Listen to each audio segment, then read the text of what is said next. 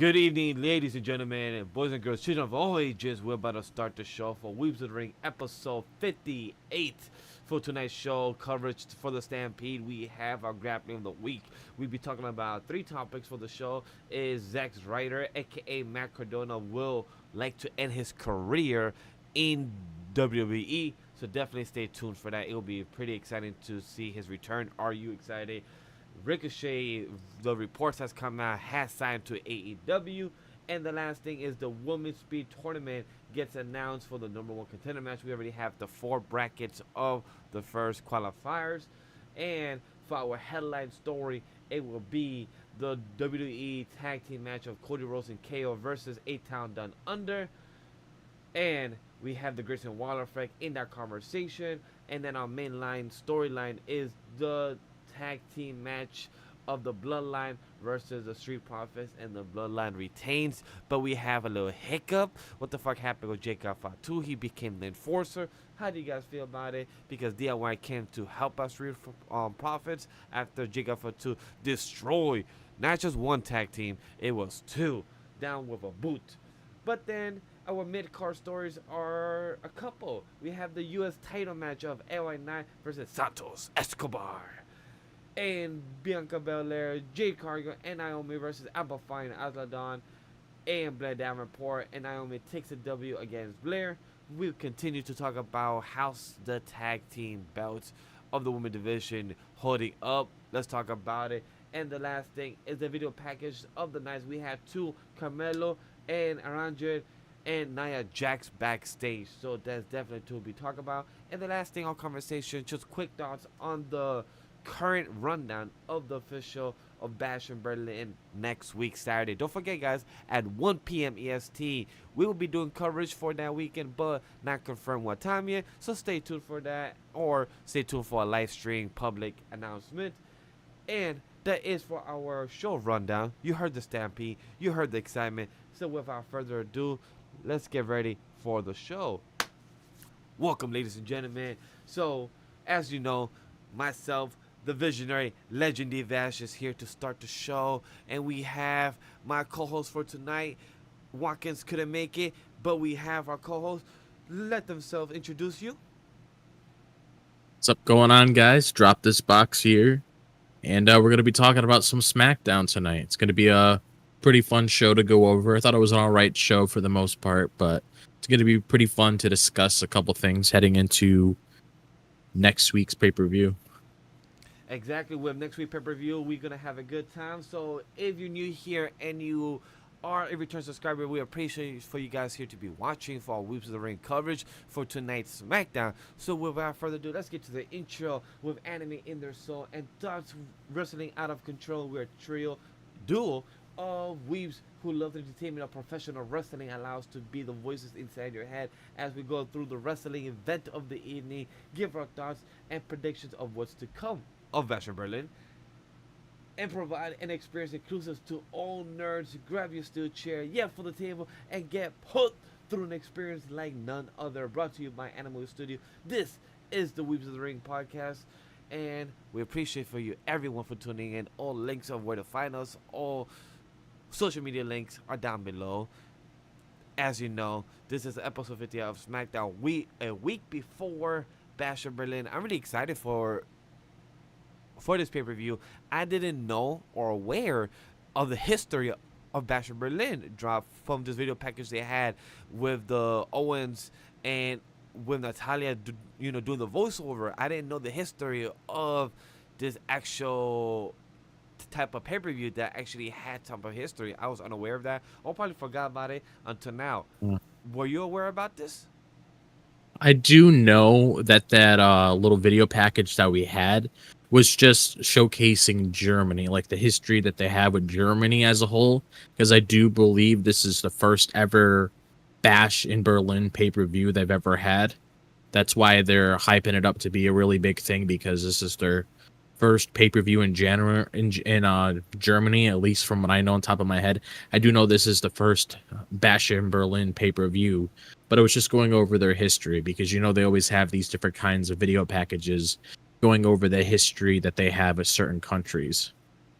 Yeah, and it was pretty interesting to get the kind of reminder of how last year, October 23rd, I think it was when they traveled to Germany Yeah. and they gave the announcement. We saw Cody there as the full representation in that ring, telling them the announcement, like, we will be back next year for a PLE and everything. So I know that's Oh pretty yeah. exciting for the fans and knowing that everything they do has a reason. Them going to travel international to kind of see the hype, to see these small arenas or stadiums where what can they do, what type of audience can they get, and they saw that people want them there, so they saw what the possibilities could be. So it's pretty exciting for that.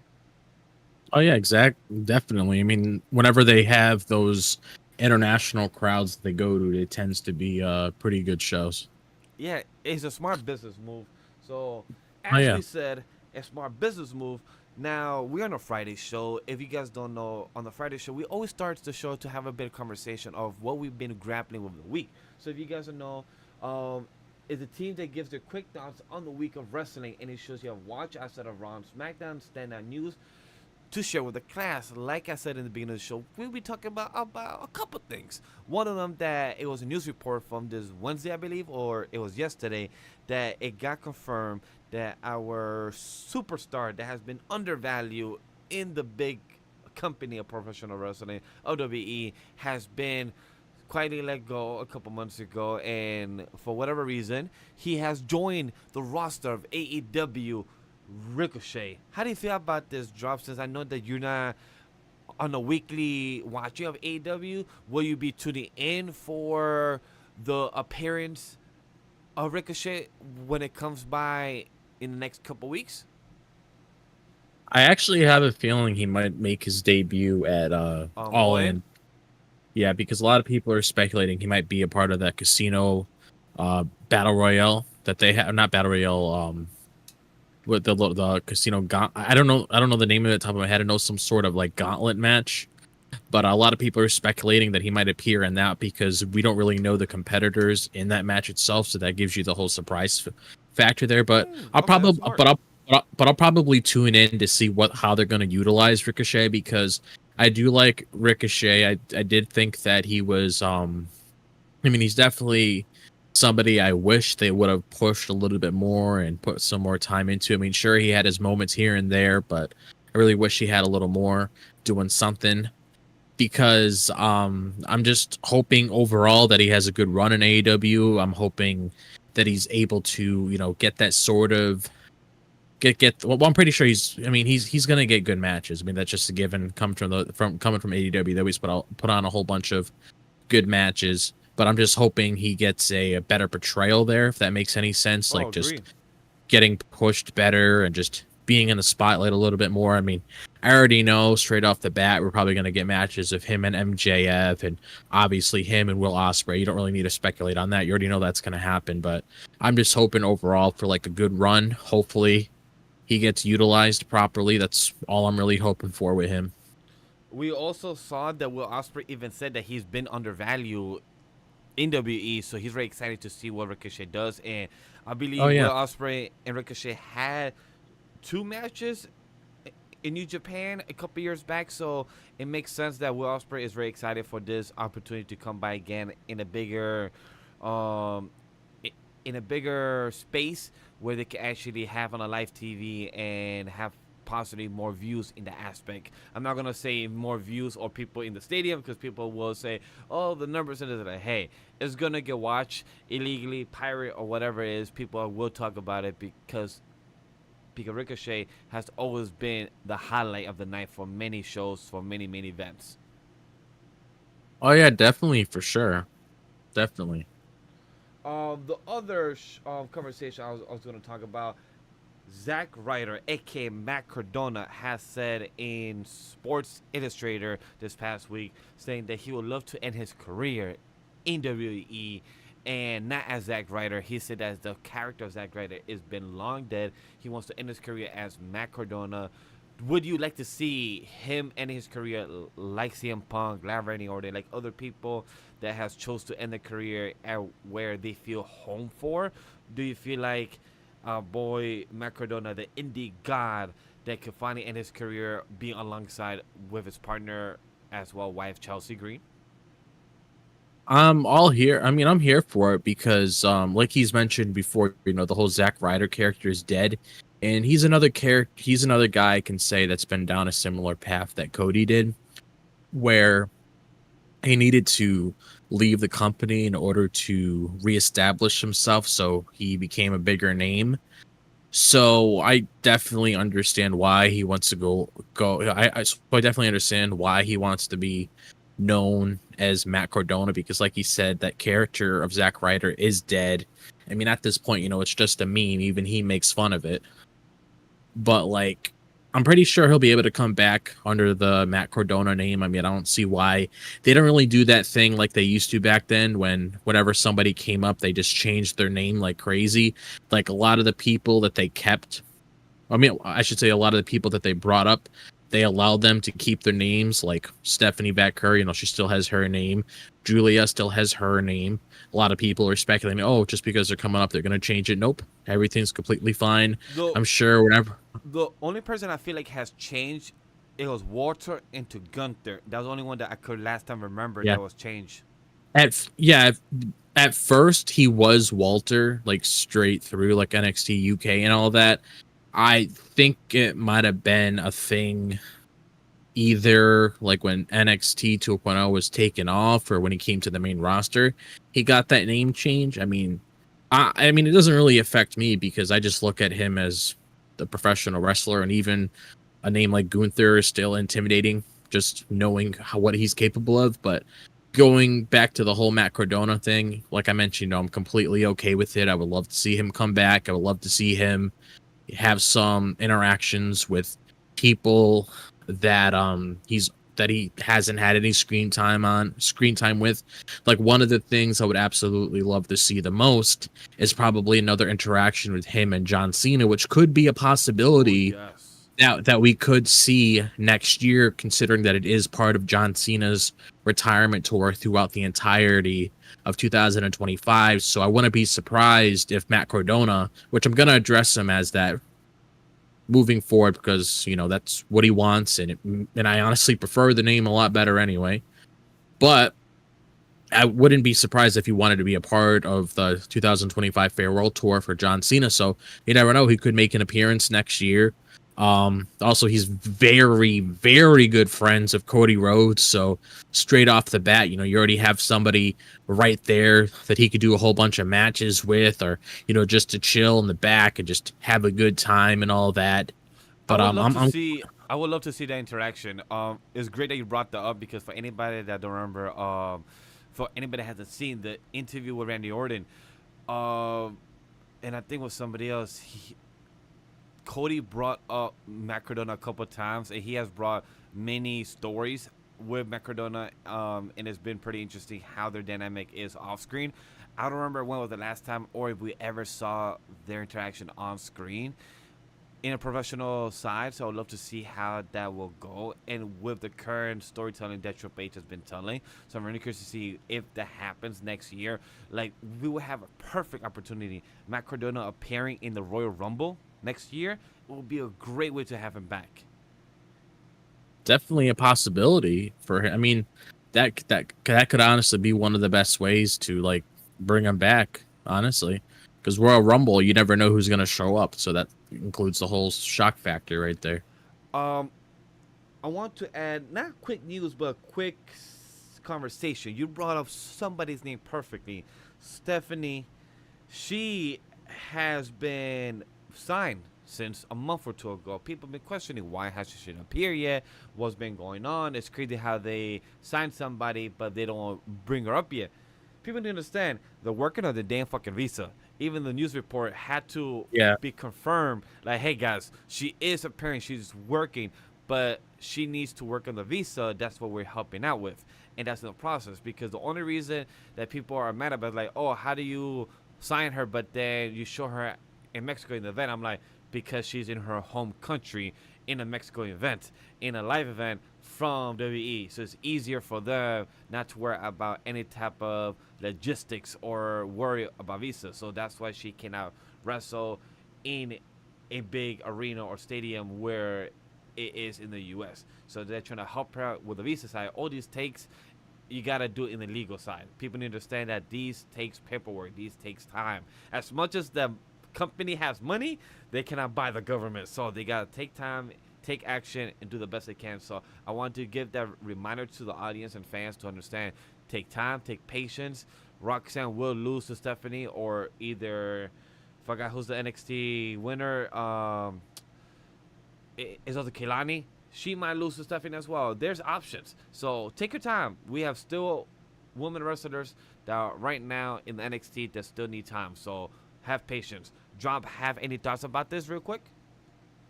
I mean, just like you said, it's going to take some time to get through all these things. And also, you also got to keep in mind as well, they want to have a plan for her. They don't want to just throw her in there with the Wolves and just tell her, okay, just see what happens, try to get yourself over or whatever. Like, obviously they want to have a plan to get her over. I mean, obviously they want to have a plan to utilize her properly, because she is a big name. She's going to be a good catalyst when it comes to progressing the women's division, especially in NXT. And also it just helps her get used to the whole system. Same thing with Julia. But I know a lot of people are speculating and saying, okay, when are they going to utilize her? Could she appear at a random? Well, first off, she's not going to the main roster. She's going to NXT. And I know sometimes people look at that as a demotion. It's not a demotion, because just like Julia, they're both only there to get used to the system. And then after a while, once they're ready, they'll eventually head up to the main roster. Because at least with them on NXT, they have some time to get used to everything there, and they could establish their characters there. Because you don't want to just randomly put them on the main roster and not have any plans with them. You want to make sure that you have everything planned out properly. And I'm pretty sure Shawn Michaels has a plan in his head that he wants to do with Stephanie and Julia. And I'm honestly thinking what they might do, considering that they do have a big move in October when it comes to them being on the CW network. And I know, yeah.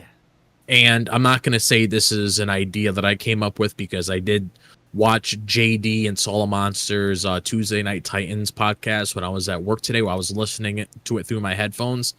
But what they ended up saying is, they have two big shows, like two big nights. One is in Chicago, the other one is in St. Louis. So if they really wanted to, especially if they want to, because pretty much with them being on the CW network, that's pretty much like a new era for NXT moving forward. Like, okay, we're not on USA anymore, we're on the CW. This is going to be a different playing field for us. So I could honestly see them, especially since they're having CM Punk on the Chicago show and Randy Orton on the St. Louis show. Is that what it was? St. Louis? Yeah, St. Louis. I can easily see the both of them appearing on those shows. Like, you're definitely going to get debuts on those shows, and I can definitely see something like that. Like, let's say, for example, Roxanne's trying to look for her next challenger, or Kalani's trying to look for her next challenger or whatever. And you already seen clips from NXT where you have Roxanne bringing up Stephanie and Julia numerous times. So you obviously know they're doing it for a reason, because it's going to lead to something down the line. So I can easily, I'm betting they're probably going to appear on those shows, and then you'll be able to see them on a regular basis throughout the week. I mean, patience is key, just I would personally, I'd personally want them to just have a game plan with them instead of just throwing them in there. So I'm in no rush to see them. Whenever they appear, and I'll be happy. But yeah, those are my overall thoughts on that, honestly. My guess about Stephanie, my theory is, I agree with October, but you know that NXT has a PoE type of style in October. Halloween Havoc. And Stephanie's style is very type of Mexican, very demonic type of outfits. So I feel like that will work very perfect with if she gets introduced during that time. I feel like that would be a great opportunity in a new type of network with CW and with her type of style of her gear. So I feel like that would be very perfect in the marketing and introduction of her character. I feel like that'd be a great way to introduce her. If by the time they have work with her visa, they have the next 6 weeks until October. I feel like that's a perfect time. By then, if they could work everything in the whole logistics, I feel like that'd be a perfect opportunity. Oh yeah, definitely for sure. I know there was another name that was brought up that I know that's not included in our notes. Ricky Starks. I don't know if you heard about that. Yes, correct. That's one I forgot to her, but I just can't remember the name in the life of me. But it's interesting because two people I know that are very supportive about that move. I saw the rumors are of Cody and CM Punk for him to come through. Jade. Jade would be another one. Yeah, Jade as well. So it'd be interesting. I don't know much about Ricky Starks. So I can't really add too much thoughts. I've seen clips of his promo work. I saw the promo work with him and Edge as well back. I think with Daniel Bryan. I think that was in the ring at the time. But I can't add too much thoughts. But I heard that a lot of people said that they remind him of a younger version of John Cena from back in the day, is what I remember. Some rumors or some type of conversation about his promo work and everything. But that's all I have for thoughts about that. How about you? I'm honestly like, whatever he plans on doing, I'm looking forward to it because he definitely is a standout. When I watched him on AEW, like I don't watch AEW as much as I used to, but based on what I've seen from Ricky Starks since I started watching the product, I'm honestly looking forward to seeing what move he has because I think it's a given at this point, since they're not really giving him any screen time, that he's definitely going to be heading down a different direction, and more than likely, he's going to be going to WWE because he has Cody there, he has Jade there, he has CM Punk there, which are three people that are very supportive of him, and I honestly think him coming into a new light would be the best for him. Would you think he goes to NXT like That Ethan one. Page? No, he would go to NXT because here's my thoughts on like bringing people to WWE. When it comes to certain people, like let's use AJ Styles for example, even though he did say he wanted to start out in NXT to begin with. When it comes to people like that, I can understand why they would put them on the main roster. Kind of like how, actually, I'll use Jade Cargill for example. I understand the sort of move they were trying to do with her, so that's why they put her on the main roster. But I feel like with Ricky Starks, not taking anything away from him, but I feel like with Ricky Starks being in NXT, it could help build his character rather than just being on the main roster and not knowing what to do with the character. Because that's the thing about me, is I don't really like seeing them bring people over, putting them on the main roster, which they don't normally do, but just putting them on the main roster and not having a game plan with them. I feel like there's just a lot he can do at NXT. He can like start off a feud with somebody, it can last a good month and a half or so, and then he could start pushing himself even more. Then he goes after the Midcard title, and then eventually down the line he could go after the NXT championship, and then he could have a good run with it. So I definitely feel like he would be on NXT for the time being, and then eventually, once the time calls for it, he'll eventually head up to the main roster. You just got to make sure that you have a game plan with these guys when you bring them up to the main roster instead of just putting them on the main roster. I agree. Talking about the main roster, our last news to cover and talk about, the Women's Speed Tournament bracket gets announced, and we have our 4 matches. We have Lyra Valkyria versus Io Sky, Naomi versus Blair, Elektra Lopez versus Elektra Lopez versus Kairi Sane, and Candice LeRae versus Piper Niven. Our first 4 bracket match starting in September for the #1 contender match to become the first Speed Woman Champion. How do you feel about this drop for these 4 announcements happening on Speed? If you want me to be 100% honest with this, I don't really care for it. And the reason why I don't really care for it is if you're having a mindset like this and you're having a tournament for these girls to become the first ever Speed champion, why not just make something like that on the main roster and have it be for a mid-card title? Because I'm not going to get into a whole conversation because we've had numerous conversations about this on our show.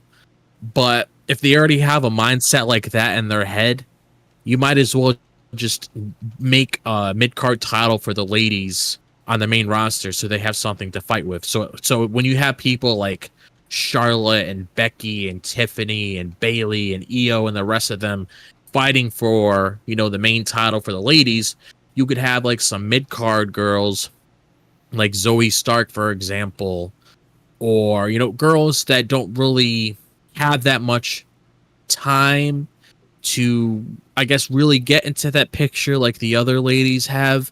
You could at least give them something to fight over for the time being, because the way that I'm just going to say this about it, the way that I would love to structure it, if I was given the pen to do something within the company, the way that I would structure it is to use the women's mid-card title as a way to build talent, and then once they're ready, they can move on from that title, similar to how NXT does it, where you have the North American Championship, you have the guy have it for a little bit, and then eventually after a while, you have that person move on from that mid-card scene, and then they go to the main event scene that helps them that helps them establish their character even more, because I'm pretty sure once Obafemi loses that title, you know for damn sure he's going to be in the NXT main title picture. So you can easily do something.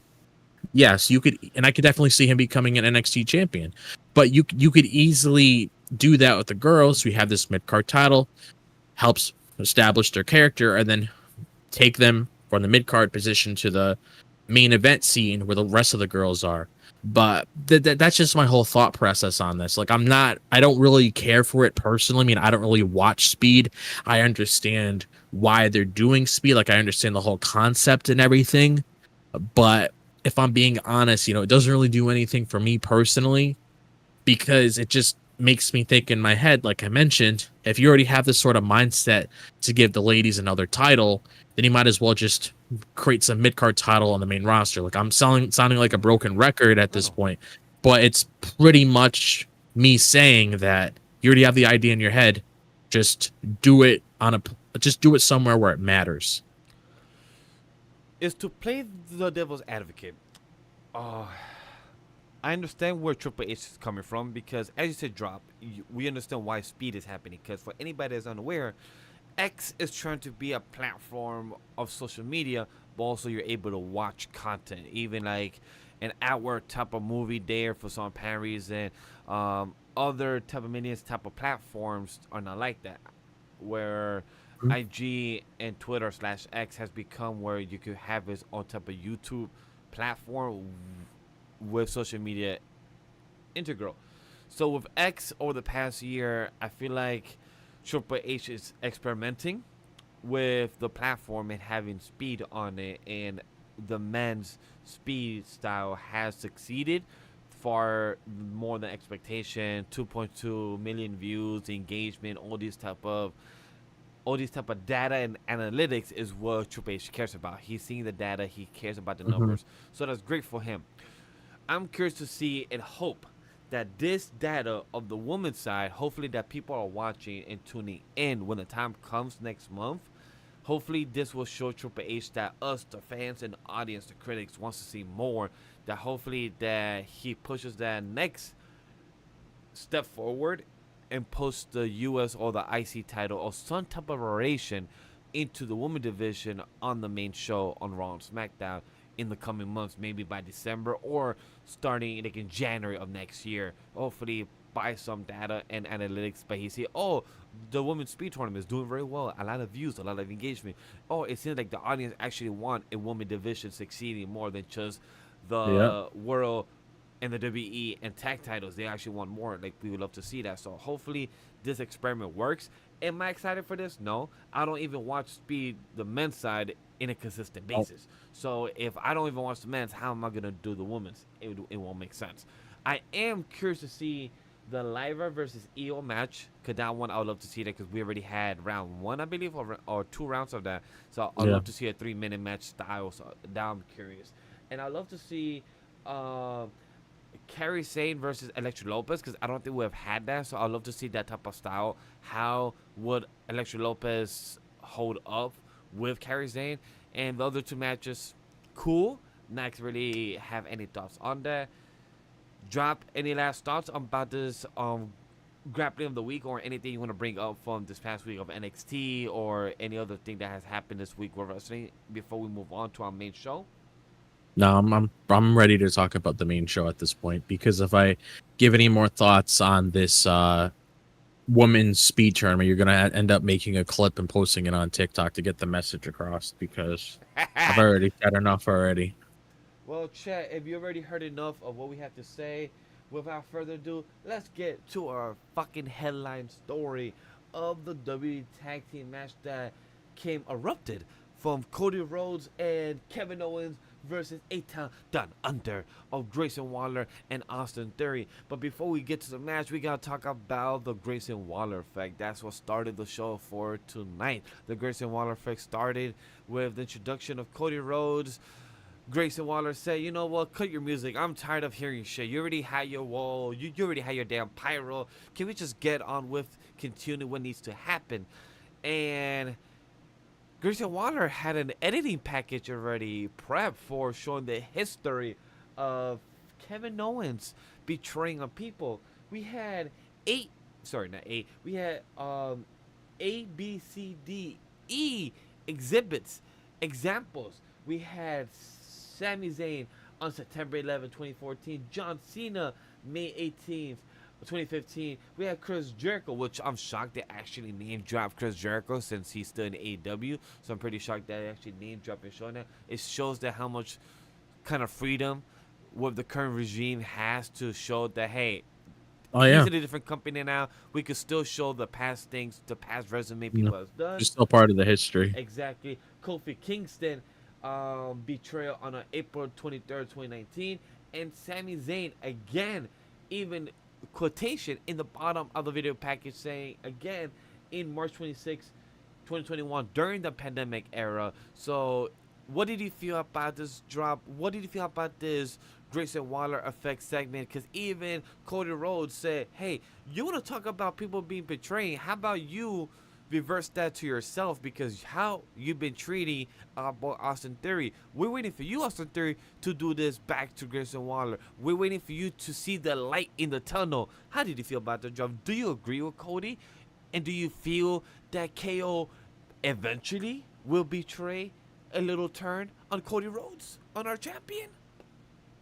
I mean, I feel like they're definitely pushing for something for KO, because I did mention last Friday that I feel like down the line we need to have some sort of character change for KO, because don't get me wrong, you know, KO is always entertaining because he's a very good worker.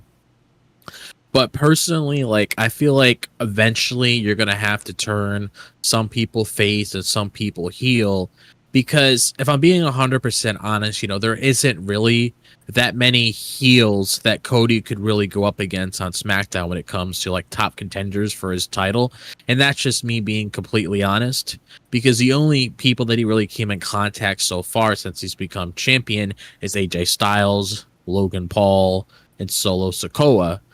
And I'm not saying that the heel turn is going to happen with KO next week or at Bash in Berlin, but I feel like down the line, since they're building up KO's character, it's obviously done for a reason, because I feel like if KO had a character change, it might suit him a little bit better, because I can't really recall the last time I really saw Kevin Owens become a heel. Well, we technically have it, in fact, because technically the last time he betrayed somebody was in March 26, 2021. So wouldn't you consider that the last time he was heel, when he did that last betrayal? Possibly, but there could have been something that happened beyond that as well. I mean, I feel like the video package was mainly highlighting who he betrayed. So putting that to the side, besides the betrayals, there could have been other instances in between that could have led KO down that direction, where he was a heel for like a different reason entirely, but Okay. it could be relate to that. But at the same time, I'm not 100% sure, because this was around the time where I took that break from watching WWE. Like I didn't start watching it again until 2022 when it came to that WrestleMania where Roman and Brock put both of their titles on the line, where they ended up combining them in the match. That was around the time where I started watching WWE again, because I took that break because I was getting bored of it. But I personally feel like it would be a nice way to just utilize KO's character in a different way. I mean, it'd be something that I would do at least to like shift a couple things with the SmackDown roster so you can make things a little bit more interesting, because we know eventually down the line that Randy Orton's going to be turning heel, and we haven't really seen Randy Orton as a heel for a very long time. I mean, the last time, I can't even remember the last time we saw it, but you know, ever since he was partners with Matt Riddle when that first formed, he hasn't really been a heel like ever since. So obviously you're gonna have to switch up the rosters and everything just to make it interesting, because you got to look at it like this as well. You know, you also have LA Knight, which we will talk about later, but I'm only using him as an example right now. But Yeah, you have LA Knight, who is the other champion on SmackDown, who is like, you know, the holder of the United States Championship. He doesn't really have that many contenders for his title when it comes to heels, because LA Knight is a face. The only people I could really think of that he could come across like we've seen tonight was with Santos. We will talk about that in a little bit. But the other people beyond that is like a Carmelo Hayes, and I can't really think of anybody else on the top of my head that would actually fit that role that people would actually care about.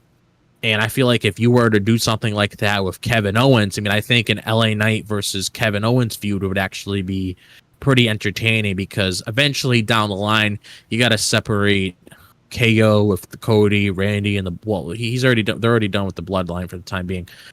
But you got to eventually separate them so you can do something different with them, because I'm pretty sure, just like me, you probably get tired seeing the same thing all the time, because eventually once you see the same thing all over and over again, it gets stale after a while. But I feel like if you were to turn KO, let's say he has a little thing with Cody going on for, actually I can't really see the thing with him and Cody going on, because you know they want to do that Randy thing, and I think that Randy thing is coming soon. Like I definitely feel like Randy and Cody's match is going to happen at Bad Blood. But it's just overall, I think if they have a plan to do something with KO, do it, because we never know what could happen next week or at Bash in Berlin. We're just going to have to wait and see. I agree 100% with that. Because this feud, I should say, it, I love, I love this ending more so for this Grayson Waller effect. I love this ending because I love the way KO came out during the segment. He was like, look, you're gonna show my betrayal, sure. I'm gonna come out. I got tired of watching this bullshit, but you know what? I love how he spoke to the audience and broke fourth wall. It like I felt like he was Deadpool. He literally said like, look, we know what's gonna happen. I'm gonna come to the ring. Me and Cody are about to whip both of your asses, and then we're gonna set a match for tonight. Me and Cody versus Yatu for the main event. And then he literally said, "Hey Nick, can you please come out here?" And Nick Aldis came out. And Nick Aldis, I love how KO like, yo, Nick, really good suit. You know how to rock it. That suit looks amazing. KO was trying to be like a kiss ass to his boss. So like, yo, great outfit. You look amazing, my boss. But like I said, this is about to happen. We're about to go kick it. You kick the ass. Can you just make this official and everything? And then I love how you spoke again, fourth wall, saying like, hey, I know this whole segment needs to be done. So would you mind that I go to the ring and can I beat them up? And I love how they go, yeah, go ahead. This will, it's all official. It will go smoother. Go make it happen. I love how Nick Aldis just gave the approval to do part of the story, part of the segment, and literally make it transitional. And they literally just went and knock each other. And I love how Grayson Waller, did the spot of pushing KO into Cody, be like, ha, showing the little cracks of the miscommunication. So I just love that little segment of KO speaking in a fourth wall type of breaking style. It really worked well for me. It was a good comedic drop. Did you feel any humor in that?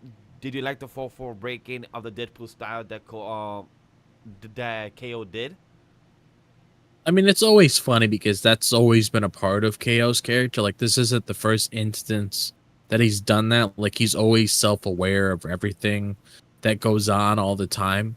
Because I've been following Kevin, not around the Ring of Honor days when he was there with Sammy, but ever since he came to WWE and I saw him in Black and Gold and everything like that, and as we've seen his character shift from different types of characters that he created, he's always had that self-awareness because he knows the audiences can get behind it. So I mean, it's always funny when it happens, but those are just my main thoughts on that. Oh yeah, I agree. That it's his character because it just triggered my memory of. I remember the last time when he was talking to Sammy, and they kept repeating the names. I think of Pretty Deadly, and I think Pretty Deadly came out on cue because they kept saying their names. So you know how when you repeat a wrestler name in the ring, they're eventually gonna come out because it sounds like you're cueing them. So it's like, oh, perfect timing. Yep. You're here. Oh yeah, for no reason. Like you was backstage the whole time waiting for me to call your name out. So it just works out when KO does that. Like he knows the storyline and he knows how audience already starts to pick up over the years. So I love how KO breaks into that character and it makes it work very smoothly. Oh yeah, definitely. So we're breaking smoothly. Talking about our characters, our matches, and what they have done, we have our boy KO talking backstage before the match. KO tells Cody like, "Hey, I just want to let you know, I'm a different person. You and me have been friends for years. But everyone in that betrayal list that Grayson Waller showed, everyone deserved that, except one person, Kofi Kingston." Is what he kept saying, and I'm like, "Isn't your childhood friend Sami Zayn? Shouldn't you say that he didn't deserve that either?" But he said that everyone deserved that except Kofi Kingston, which it made me realize and laugh about this because Xavier Woods might disagree with that because he doesn't see Kofi Kingston as the greatest person ever right now. So that is kind of pretty ironic that KO says like, "Oh yeah, the person that didn't deserve my betrayal is Kofi Kingston." So that's pretty ironic. How did you feel about that comment in backstage before their match? You thought that was like a hint of any type of the betrayal coming, or you feel like that was something questioning, like why would he mention Kofi Kingston the only person, but not mention his actual childhood friend from real life, Sami Zayn? How do you feel about that drop? I mean, it could possibly relate to the whole story that's going on with Xavier Woods and Odyssey Jones and Kofi Kingston that's going on Monday Night Raw. But at the same time, it could just be him saying that, I fucked up and I shouldn't have done that. He was actually a good dude after all. Like, I let my emotions take control of me that made me pursue the actions that I did. It could just be one of those scenarios that's being played out. And when it comes to like him and Sammy, I mean, him and Sammy has had an on and off relationship for a long time, and yes, they're friends now and they respect one another and everything. But there could be some personal reasons thrown in there. Maybe that's why he said that. I wouldn't. I'm not looking too into it because I know that's not the main story at hand. Because it's not like KO is trying to build something, is trying to add something on to the whole New Day story going on right now, so I'm not really looking into it that much. Yes, I know it could possibly. Yes, I know it's kind of noticeable because we have an ongoing story of New Day right now, but I don't really think it's like something to look into too much. It could just be saying, well, like I mentioned before, Kofi's a good dude. I fucked up. I did this and that, and I learned from my mistakes. It could just be one of those scenarios, honestly. Agreed. Talking about the scenario, we had a couple of miscommunication during our match of 8 Down Under versus Cody and KO. Because there's a few times that KO tried to tag in with Cody. Cody wasn't there in the corner to get tagged in. KO's like still in the ring getting beat up by Grayson Waller and Austin Theory, like knowing what's going on. How do you feel about this match overall? Were you entertained? I like it. It was a good, quick match. They had their 20-minute match because they started around 9:40. The match ended around 9:55. So it was a good 15-minute match overall here and there. I like how the dynamic of Grayson Waller and Austin Theory has gotten better. Their tags and their teamwork in the tag style has gotten better. So that's one thing I'm very impressed by. But Drop, how about you? Honestly, like I thought it was a good match. Like it was entertaining for what it was, but the real meat and potatoes of it, honestly, was the whole story going on within the match itself, especially when it comes to the whole mind games that's currently going on between Cody Rhodes and Kevin Owens. And I mean, especially with what we saw towards the end, where after the match, after they won it and everything, because there was no part of me thinking that Austin Theory and Grayson Waller were going to win. It really didn't make any sense, especially if you're trying to build to the match of KO and Cody at Bash in Berlin. And obviously, both of these guys need to have momentum going into this. I could say that maybe KO is trying to play some mind games with Cody just to get into his head, just to catch him off guard, because at the end of the day, this is for the top prize of the company. So it could just be one of those things that Cody has in his head that could possibly fuck him up whenever they have that match with one another, where he's thinking at any moment something might happen. So we're just gonna have to wait and see exactly how that plays out. But when it comes to the like whole miscommunication, I do know for the most part that Grayson Waller and Austin Theory were trying to just push that whole narrative of KO betraying people onto Cody, because when KO was trying to reach his hand out for Cody to tag him in, they were distracting Cody, trying to get into his head where he wasn't really paying attention, which ended up costing him in the long run, where he ended up getting beaten down for a little bit until he made that tag to KO. So it was mainly the story that was like a big part of that. And that's why I said before, that's why I said before, they might possibly have some sort of plan that they're going to do with KO. That's probably why we had that little thing towards the end, because for all we know, that could be intentional for what he did with Cody, just to get into his head, because maybe things are actually heading down that direction, like Grayson Waller and Austin Theory said.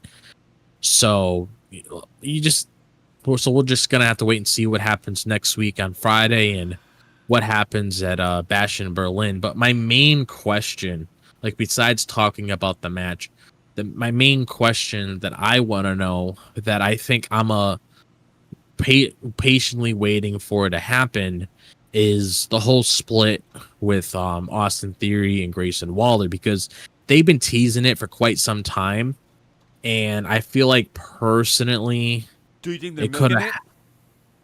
I feel like they are milking it, and I feel like it should have happened already, because it's just strange to me that you had all that build up like a month and a half ago, where you had Grayson Waller doing a whole bunch of shit to Austin Theory, and then he was starting to catch on when it came to exactly what was going on with Grayson Waller, when it came to how he was acting around him, and then all of a sudden it was dropped. You're like on the same page, goofing around, acting like they usually do, and now they're starting to do it again.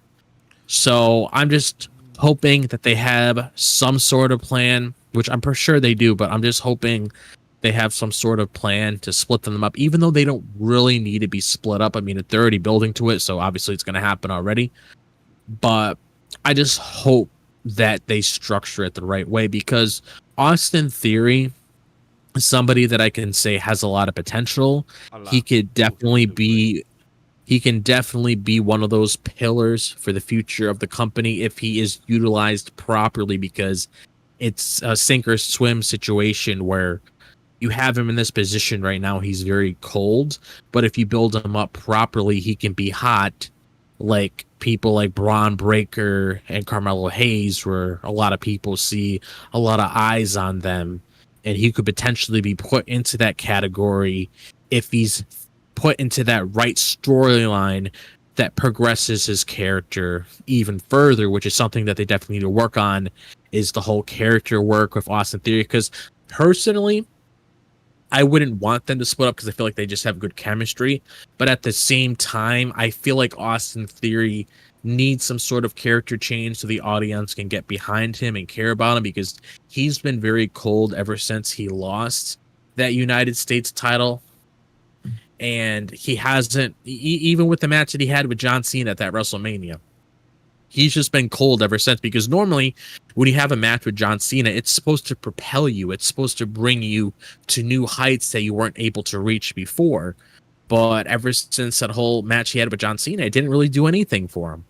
So that's why I'm hoping inside that they have some sort of plan with this whole split, because they were teasing it tonight earlier in the segment when Cody was saying all of that to Austin Theory, because Cody's right. We're all waiting to see exactly what move Austin Theory is going to make. It's going to be interesting because I would say I love how you brought up earlier. For anybody that didn't catch it or didn't notice it, we had our boy KO holding the belt, but looking like he's about to swing with the belt to Cody and hit him with his own title. But instead, he just speed roll and just pass it to him while shouting and getting the angry vibe to Austin Theory and Grayson Waller. So it showed like mixed signals. By the way, Cody with his acting, with this facial expression, questioning what could or what might have happened if he didn't turn at the right time. So it was pretty interesting how he reacted, noticing that, hey, you were about to hit me or not. I saw something. I could look back at the camera later on Twitter and see what did I just see. So I love how the whole facial expression really spoke volume of how he reacted. So that's one thing about Cody I'm very happy about. Two, towards Drop's comment about Grayson Waller, Austin Theory, possible breakup. Look, if they don't break up anytime soon, I'm okay with, as long as they continue showing cracks in the relationship, because the more you build up, the more heavy the burden will be and the more painful the hurt would be. It's like, I hope their dynamic, I don't know if you will agree or anybody will agree with me, Grayson Waller and Austin Theory reminds me a bit of the DX, meaning Triple H and Shawn Michaels. Their relationship being a bit, crazy, showing their crazy side, foolish side in the ring and in the backstage, but then showing hints of betrayal where Shawn did it to Triple H and Triple H did it to Shawn in the future. So at times of how the rivalry happens, but they were still friends and they will still,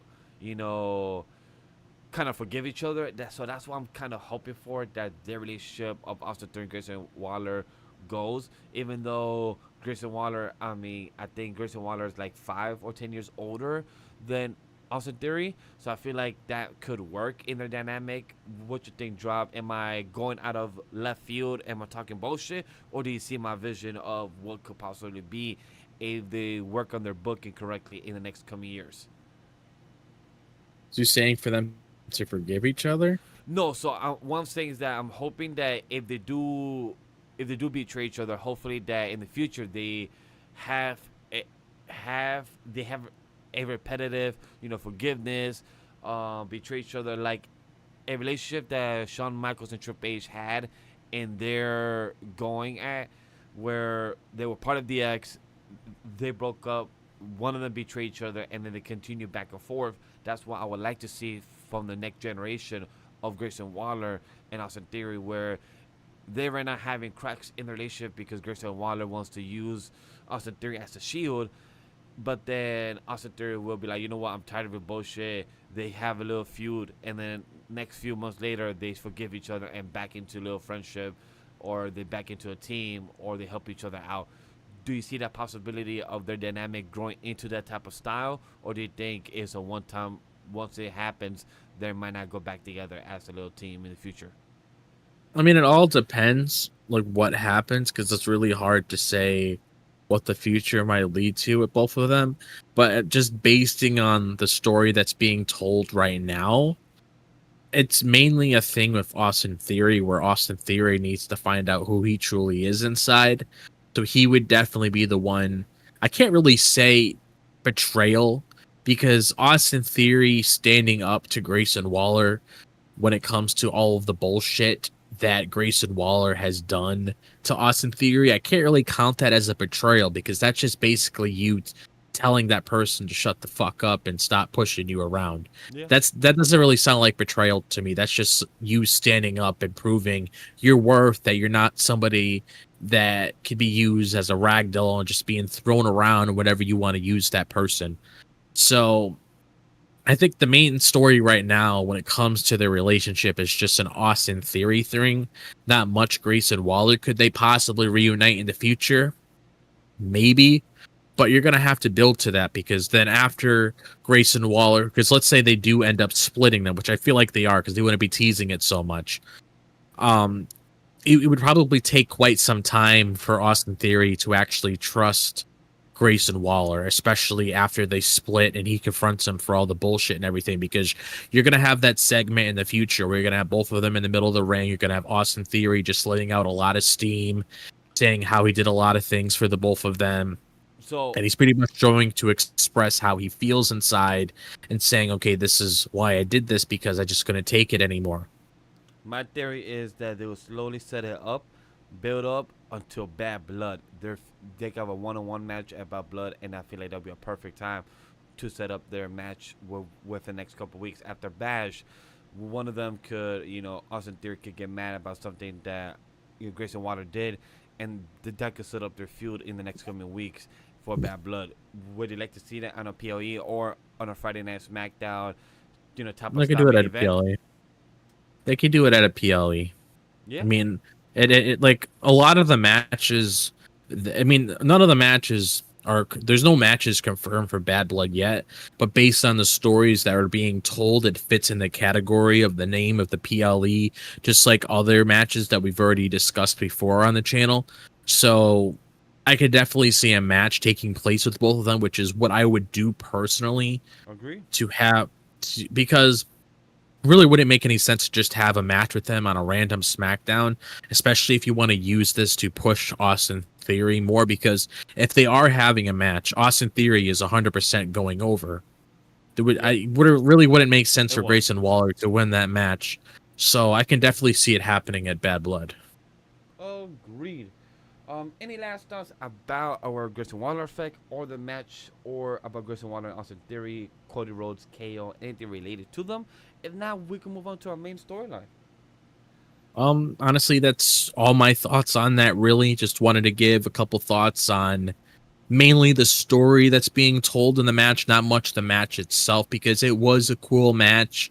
But at the end of the day, there was more things I was looking into, which is why I brought up the story between not just KO and Cody, but also Grayson Waller and Austin Theory as well. So I've already shared my thoughts on that, so I'm just ready to move on to the next segment. Love it. So let's talk about our main storyline. Is the WWE Tag Team title match. The Bloodline retains over the Street Profits.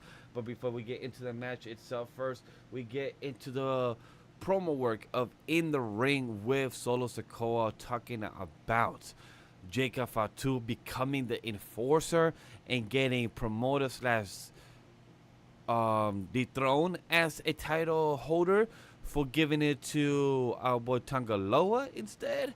So my question to you, Drop, what did you think of this Bloodline segment before the match? And do you think there was a reason for Jacob Fatu losing his title? Was this more because they're trying to protect him because he's injured, or to save Jacob Fatu versus Roman in the future, or to protect the tag titles so it gives a chance for the Tongas to work together and give Tangaloa a chance to actually tell people that he's a wrestler or not, since he got chant once he became the title holder. A chant was saying, "You cannot wrestle, you can't wrestle, you can't wrestle." It was hilarious. It was to Tangaloa. Oh, okay. I was about to say, if they said that about Jacob Fatu, they're smoking something. Yeah, definitely. If they said that Jacob Fatu, you must be smoking some crazy ganja over there in Washington, D.C. But what do you think about our boy Jacob Fatu becoming the enforcer, losing his title, and Tangaloa being the new reign of the title himself? I mean, the main thing I really took for, I mean, I'm probably going to say the same thing about the match once we talk about it, but I mainly focused on this more than the match itself because it was still, a pretty good match between them. But I mainly I mainly loved this the most because it made me ask a lot of questions that could possibly extend even further when it comes to this whole bloodline story. Because one of the things that I personally took in when I was watching this segment, when I was downstairs watching this on the TV, it made me think a different way about Solo Sikoa and Jacob Fatu's relationship, which I can definitely see this being used as a potential story in the near future. Possibly might be something we see this year. You never really know when they're going to throw things in here. But the fact that you had Solo come out there and tell Jacob Fatu to give his title to Tanga Loa, the main reason why that stuck out to me is because it made me think in my head, okay, is there tension building between both of these guys right now? Like, maybe not Solo Sikoa because he's just trying to be the tribal, quote unquote, tribal chief and do what he needs to do for his group. But could Jacob Fatu have some, let's say, some frustration being built inside of him because he's probably going to be like in his head? Because I know if I was in Jacob Fatu's situation, I would probably be like, hey, listen, I worked my ass off to get these tag titles. Why am I handing it over to somebody that didn't even earn this to begin with? So it starts to make me think in the near future this could possibly play into, and I'm not saying it's going to happen now, but there's definitely layers here. And I'll also bring up something that was said last week. It definitely makes me think that, this definitely gives Jacob Fatu a reason to split from Solo Sikoa in the future if it calls for it. Because you always have those people that always get corrupted with power, especially when it comes to them doing this and that. Because look at Roman Reigns. Roman Reigns is a perfect example where he took advantage of his position and he made his family do this and that, and then eventually down the line they ended up betraying him, and that's why Roman Reigns is stuck in the position that he's in now, which is probably one of the main things that Roman's going to have to struggle with when it comes to going up against this new bloodline that's formed. He's going to have to find people to work alongside him, and it's not going to be easy getting Jay. It's not going to be easy getting somebody like Jimmy potentially, because they're gonna look back at how Roman treated them. They're gonna be like, dude, you treated me like shit. Like, why would I ever help you? Like, you deserve everything that's happening to you. Like, no person on the main roster came out there to help Roman at all last week, which is why I'm saying this right now. I remember that tweet, like, why did nobody come out to help him? I'm like, they didn't have remembered for the past 4 years. He literally tortured everyone as being the tribal chief. He literally told everyone, acknowledge me. They didn't see that for the past 4 years. He literally dominated the whole locker room, and y'all expected somebody to help him out. Instead, if people actually came out, they will join the bloodline and beat Roman Reigns.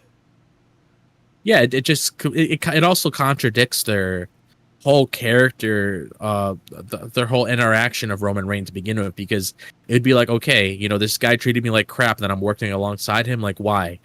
But going back to what I said, this could potentially be something that builds between Jacob Fatu in the future, where it's like, okay, I'm getting tired of Solo Sikoa's shit. I'm gonna go. I'm just gonna leave him, and I'm gonna go off and do my own thing, or I might insert myself alongside Roman, which definitely isn't a possibility now after looking at what happened.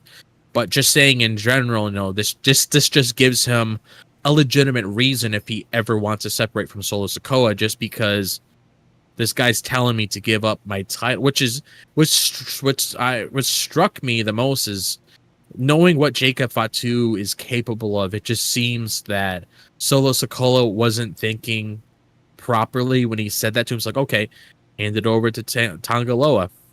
You do realize what this guy's capable of. Like, if he really wanted to, he can lay your ass out right now with no issues at all. Yeah, and it's crazy that our boy Jacob Fatu was literally saying, "I love you, my Triple G. I fucking love you, Triple G." I'm like, But yeah, but the thing, as obviously for the story, but if you look at his first initial reaction when Solo told him to give up the title, that's what really stuck with me he was because questioning. He's like, yeah, oh. yeah, Like, because he's questioning like why are you doing this? Like, he also took it off slowly. Like, exact why? exactly because it probably struck him in his head. It's like, dude, like I said before, I won this title. Why am I giving it up? Like that makes no sense. And adding on to what we saw last week when Solo was in the locker room with Tama Tonga, he did say once Roman gets the follow, what was it called? The Ola, what's I forgot the name of the thing. The Ula Fala. Ula Fala. He was saying like if Roman gets that in his possession again, they're gonna have to acknowledge him, and even I have to acknowledge him. So that sort of makes me think in the future, like, okay, this is definitely setting layers to if somebody else has that in their possession, and they get frustrated with Solo based on the sort of actions that he pursues, they could easily kick him. They could easily get rid of him. And you also know that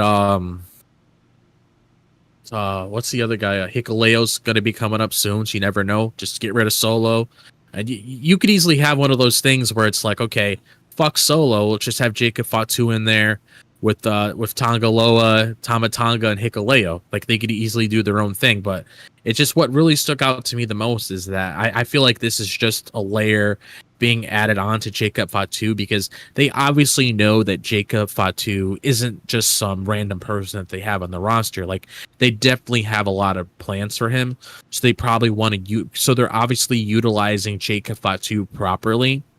So they could be using him, like it says in the notes, to keep him protected for the time being, so he's not putting himself in these situations that he doesn't need to be part of.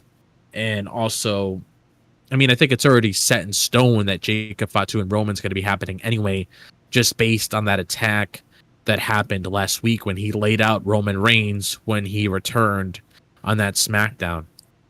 But this is just adding more depth to Jacob Fatu's character because we know he's going to be a big focus in the future when it comes to all of these plans that they have for him. It is going to be pretty interesting of what this have planned. For Jacob Fatu, Tangaloa, it was pretty interesting his reaction. He was like probably like, "Oh, I became a champion." I love how the Twitter/X, the audience critics were like, "Wait, so he became a champion because he just stood in the ring? Anybody else could have just been handed that belt, and Solo probably would have just given it to them." I'm like, damn, that's just sad that our boy Tangaloa didn't work for it, and everyone else attacking for it like that. That hurts. But without further ado, the Street Profits came out, interrupted, and said like, "Look, we're about to put you down. We're gonna fight. We're gonna fight the Bloodline 2.8679." Like they were just saying mad random numbers. I do not remember the exact numbers it says, so my apologies for anybody if that is a reference or not. But we have the Street Profits versus the Bloodline of the Tongas, and they retained the belts.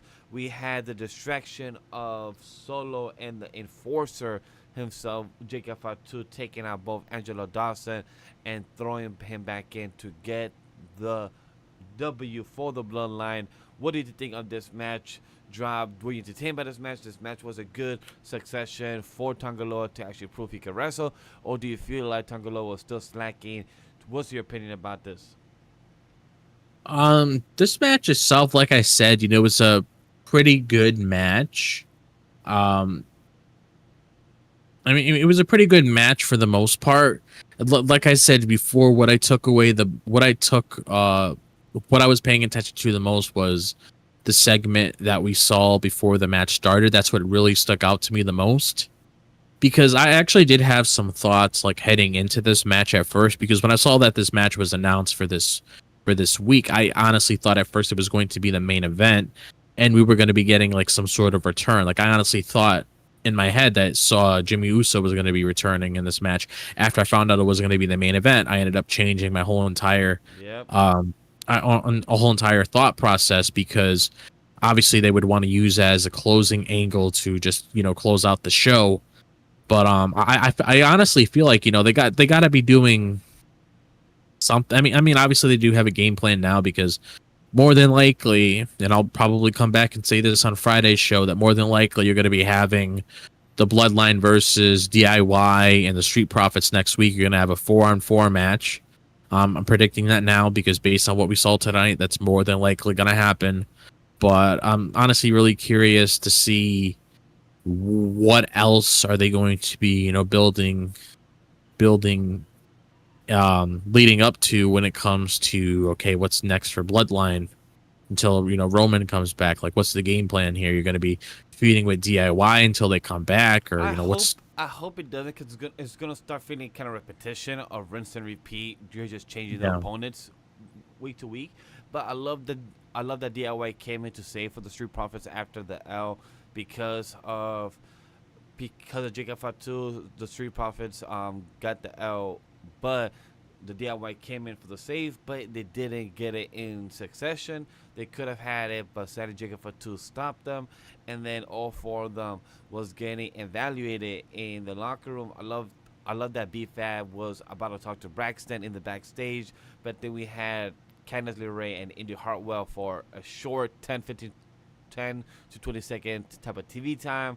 We haven't seen them in weeks, because I totally forgot about them. So it's nice to see them on screen, at least for a good 20 seconds. For anybody that's unaware, Candice LeRae is a couple with Johnny Gargano, so it makes sense for them to pop in and ask them and see what's going on. So it was nice for a little quick segment there backstage for the Street Profits and DIY to show the two babyface versus the Bloodline. It would be pretty cool. Mm-hmm. Any other thoughts about our main storyline? Nope, that's all my thoughts on that. All right, guys, for our next segments are the mid-card stories. We have only 3 to talk about, so without further ado, let's get to our main guy. Let me talk to you. It's our by LA Knight versus Santos Escobar for the U.S. title match. And our boy LA Knight retains. I'm going to throw it to you first, Drop. What were your first impressions of this match? How it started, how it ended? What were you overall? And are you excited for maybe a round 2, or maybe an Apollo Crews and Baron Corbin versus Legado del Fantasma in the future? Well, what are your thoughts? I mean, I will say this though. I thought this was I saw a lot of people saying this online too, and I agree with it. I feel like this was a very good first title defense for LA Knight. I thought it was very entertaining all the way through. I definitely enjoyed the match. And do I want to see it again? No, because Santos, even though he's a great wrestler, they still haven't won me over with his character, just based on how they've been pushing him lately, if that makes any sense. Because when it comes to how certain characters are presented on screen, that's one of the most important things that you got to do when you have an audience. You got to get the audience behind the character so people care about the character.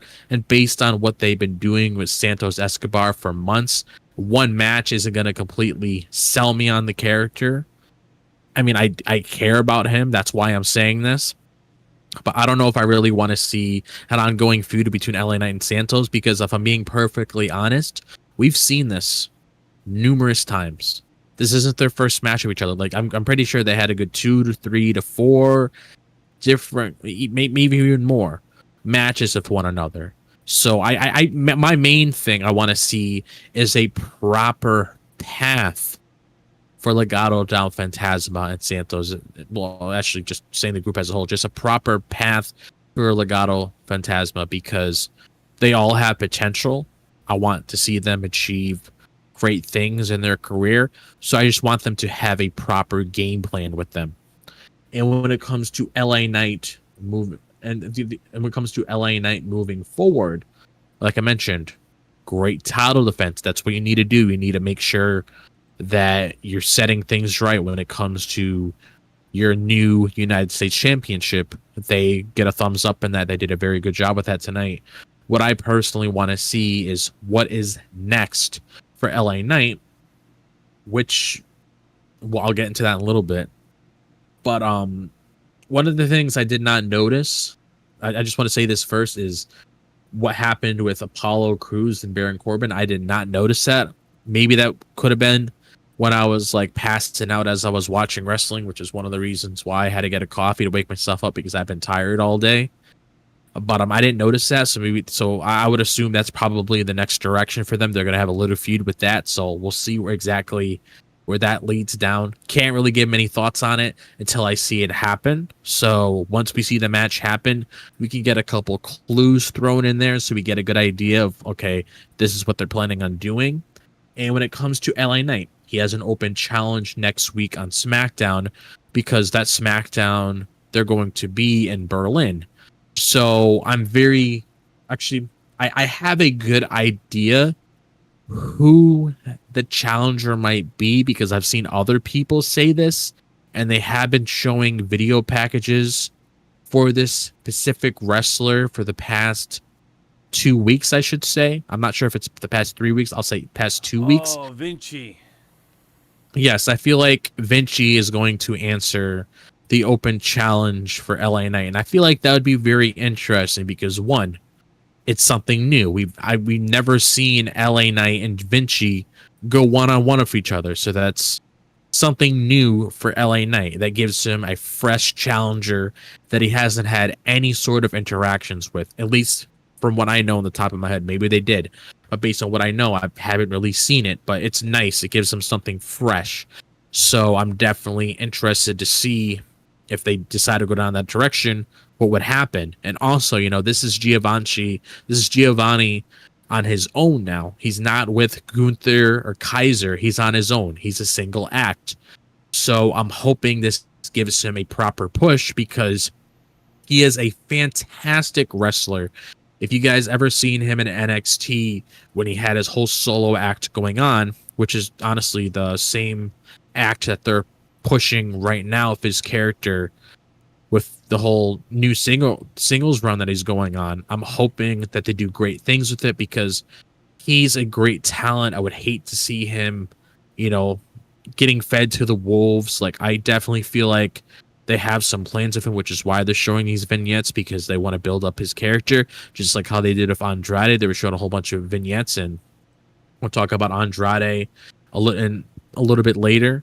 But me bringing it up is just saying, like, okay, I'm happy that they have some plans with Vinci, and I feel like he is going to be the person answering LA Knight's open challenge next week, which is nice. We're getting these open challenges again. It's been quite some time, and I'm completely okay with it, because if we're being 100% honest, there really isn't anybody out there on the main roster that would really fit, especially when it comes to like of course there's people out there, but there's honestly, some of the faces that we have on SmackDown, if they were heels, LA Knight would have a whole list of opponents, but it's kind of hard to really choose a good solid opponent that people care for when it comes to LA Knight. At least with this push that they're giving Vinci, they could possibly do something with it. So that's something that I am definitely looking forward to seeing exactly what happens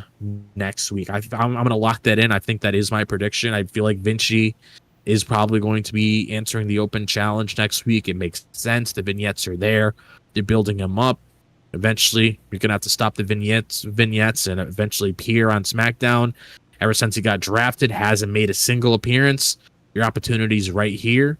So I am very curious to see what they do with it. Alright, so first, your comment towards Vinci for our night. To me, I like it. Let's book it. Let's have it happen next week. To me, it's a great introduction to have Vinci back. Even though he will definitely lose against LA Knight, at least it will be a great introduction to his new character. He probably reinvented himself. He is more stylish. Everyone's been making jokes that he's like a version of Pitbull. He's like Mr. 305. So I like how the character has reinvented himself with the music, the car. So it's really going to be curious to see how, when the time comes, when it happens next week. I am agree on it. I vote for the idea for this booking for next week for the open challenge. And I love how LA Knight came with the U.S. title, he has his own title card. Like, he has his own unique title card of his name. If Yeah. nobody noticed it, that everyone has a name, regular blue Smackdown, blue color, white lettering. But LA Knight has his own unique badge and everything in the lower third for his icon of his word LA Knight. So it's pretty cool on that aspect. And I would love to see a U.S. title on screen, not like somebody who's been a champion for like 200 something days and only defended it twice. So it's nice to actually see him on screen and actually do what he has to do. So that's pretty amazing for LA Knight on screen. The match itself was really smart and thought out for Santos. I love on screen. We heard the commentator Corey Graves speaking about that Santos Escobar is like the emperor of the lucha libre. That was pretty interesting commentary of being told of how Santos is very loved in the lucha side, that he's a very great wrestler, he's a great to bring on screen. But the characters, what Drop said, the character is somebody that a lot of people hasn't grown on yet. Our boy Santos is still somebody that people like very salty about. Like, you know what, Santos is not the guy yet for a lot of people, but he's working on it because I feel like he's doing better week to week. Because even with Legado and Fantasma, it was a nice introduction to have. My apologies on the wrestlers, I forgot their name, but the two people that are the tag team players, they came to interrupt LA Knight before he came in the ring to take him out. You know, do a little health damage before he comes to starts the match. So it's pretty smart tactician way.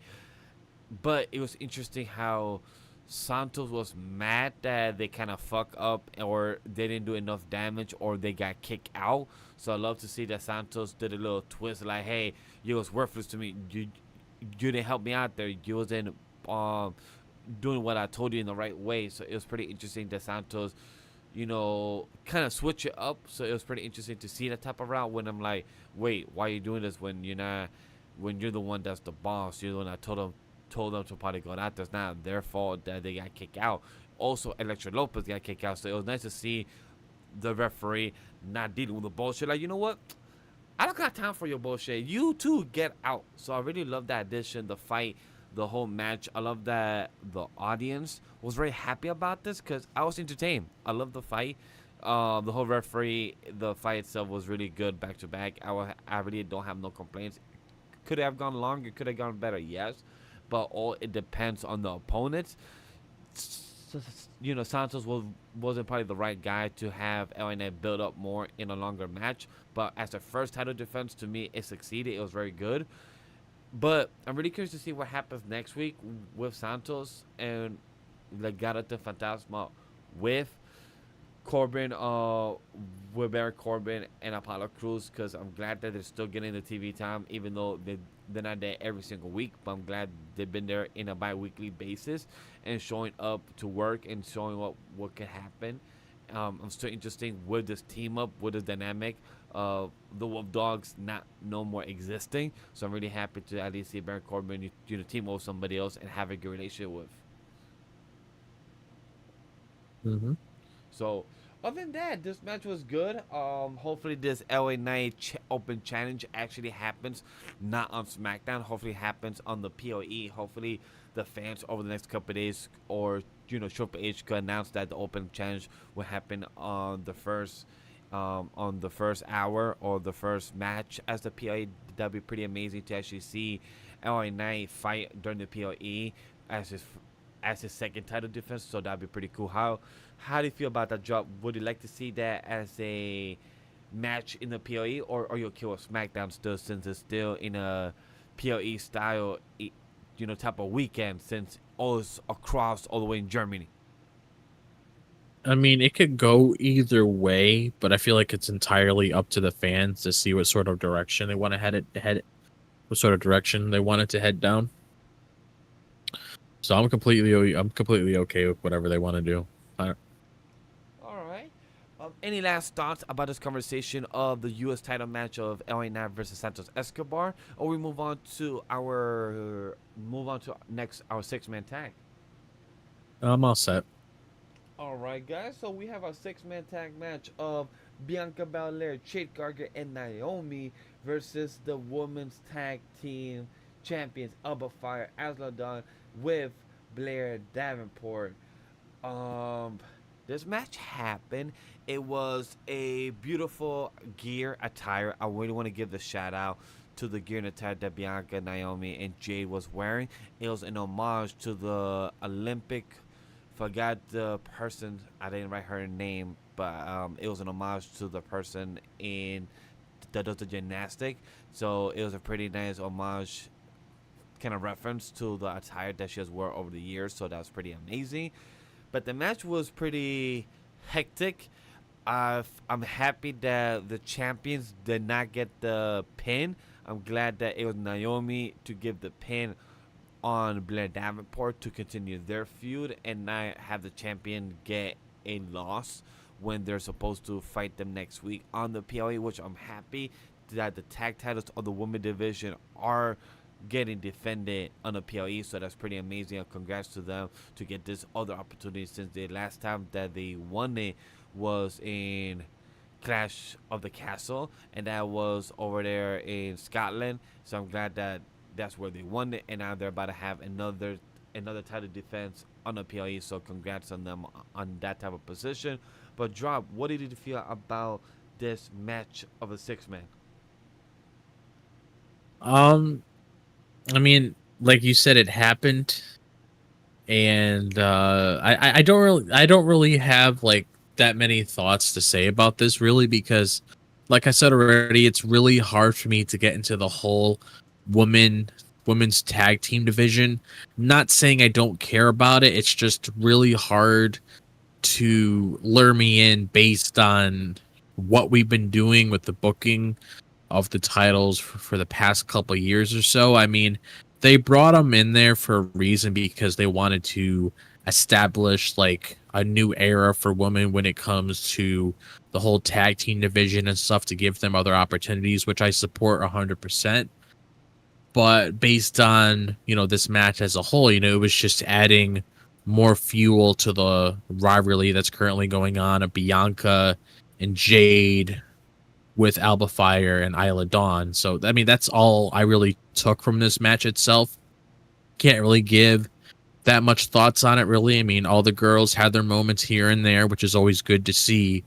But at the end of the day, I can't really say too much about this match as a whole because it's just one of those things where it's like, okay, it happened.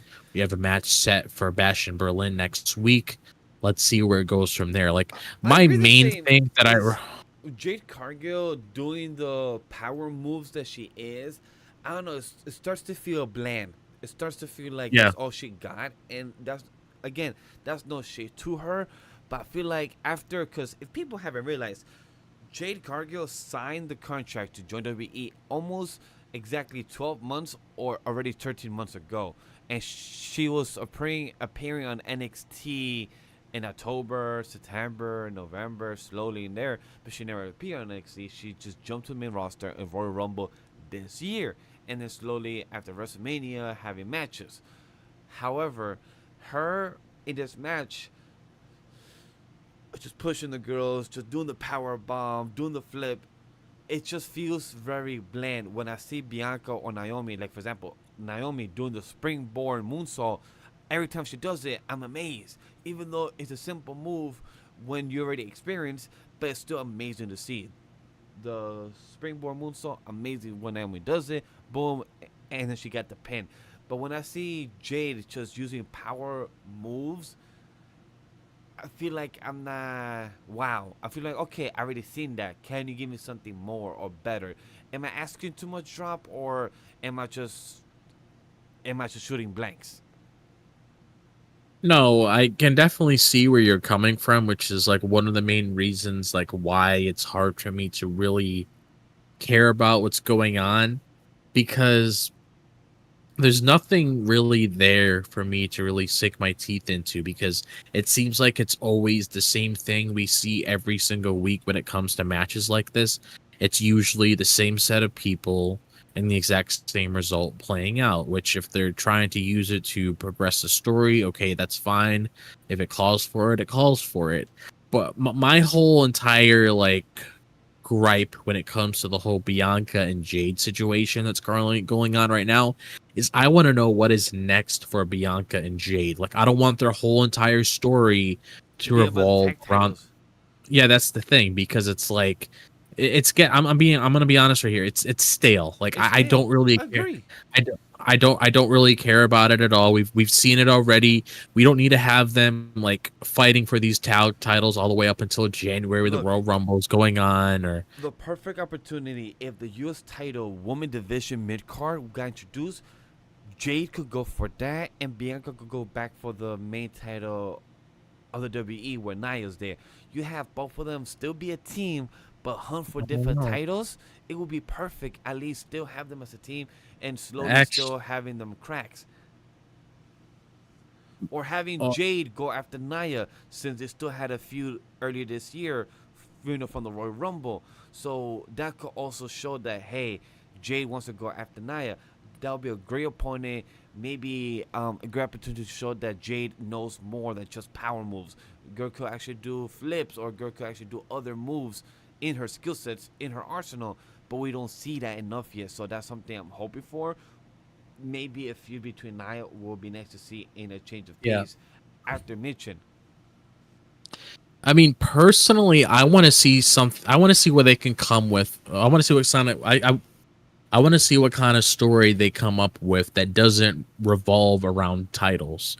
Because not every story within the company needs to be a story that revolves around titles, or if you want to keep something interesting, you have to tie two people to a title. Like, I want to see exactly what sort of story that they can come up with that doesn't revolve a championship. Like, I want to see what sort of new story they can come up with when it comes to Jade and Bianca that's not a main title like the one Nia has, or the tag team titles like Isla Dawn and Alba Fyre have. Like, I want to see exactly what sort of story they can come up with that actually gets us invested into the whole story that goes on between Bianca and Jade, because since Bianca hasn't been involved in the main event scene for quite some time, she's just been focusing on these tag titles, which is their set goal right now. Okay, but I mainly want something else to stick my teeth into, because I've just been seeing this for far too long. I think you said it perfectly. I think the reason that Bianca has been part of these tag titles is because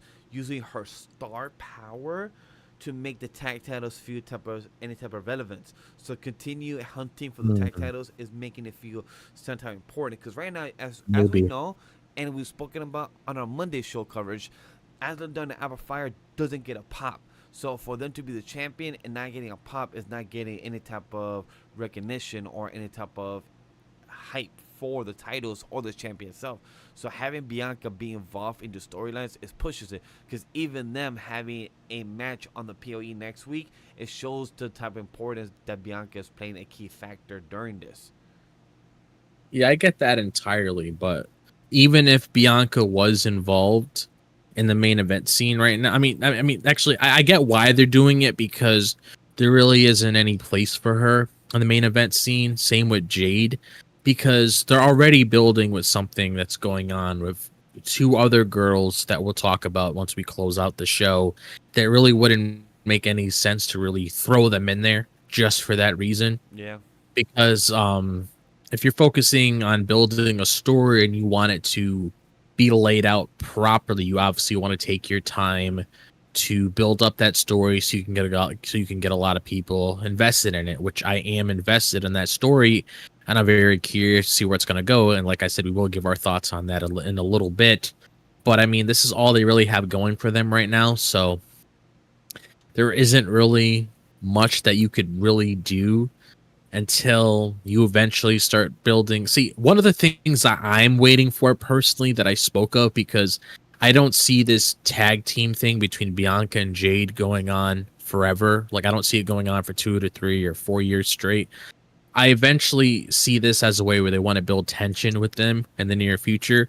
And one of the things that I would personally like, let's say, for example, if they want to tell a story like this, which would which would actually get me invested in the whole women's tag team scene, is if they tell a story with Jade and Bianca and it gets to a point where either one person's making the wrong move, like Bianca makes the wrong move, Jade makes the wrong move, they end up building that tension between the both of them, and then they eventually snap, and then you start building a story of their downfall. That would be something that would keep people interested. I'm not saying it needs to happen now, but it definitely feels like that's one of their game plans that they want to do. I can honestly see them even having a WrestleMania match next year if they really wanted to, but you got to give something to Bianca and Jade, because we already have something going on with Tiffany and Nia. We already have something going on at Rhea and Liv. Let's make more women's storylines to help us get invested in a lot of these characters, so we don't have to glance over them all the time. I agree. That's a big important factor in more of the Friday booking and storytelling. Hopefully, the more women wrestlers that we add in the roster, hopefully we get to build that up from NXT to the Friday Night SmackDown and have our face to the heels. So hopefully slowly, because we have the story of Naomi and Blair, but that's kind of slowly building up, but their feud is kind of having hiccups. So let's hopefully get a build up where this 6-man tag could happen in the future again into a main event stuff, eventing, build up to slowly for Bad Blood in October. That could also possibly happen as well. Mm-hmm.